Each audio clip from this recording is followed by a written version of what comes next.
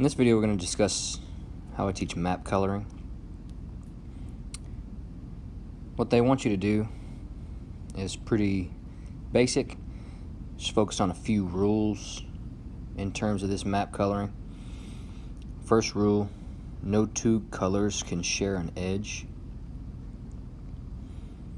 That's the operative word there, is edge.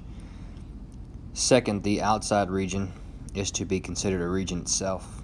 Like if you were coloring the map of the world, the outside region would be the ocean. Third, you can use the same color more than once. And fourth, your goal is to use the fewest colors possible. So take a look here at this demonstration of how to place these colors. The blue here, notice every place that the blue touches another blue is only by what we're going to call a corner or a vertex, not an edge. If we look here, that placement of blue, notice how it shares the edge. You cannot put that same color next to itself if it's sharing an edge.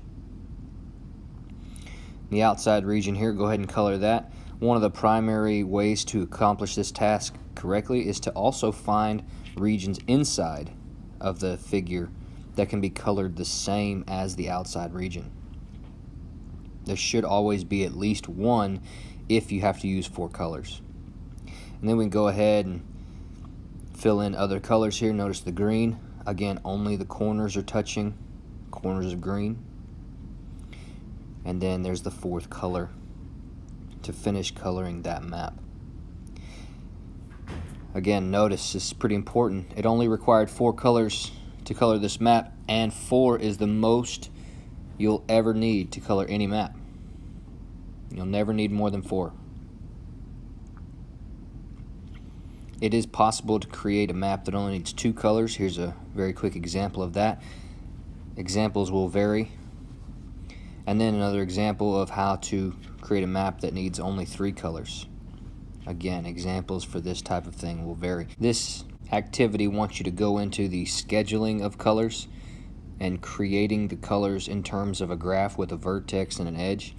I typically stop at the execution of coloring the map because we've exhausted the creating graphs from different scenarios concept, and typically this leads into a board game that is called Blockus that I like to play with my kids, where the rules of map coloring are essentially the same rules of Blockus, except now there's strategy involved because it's a board game.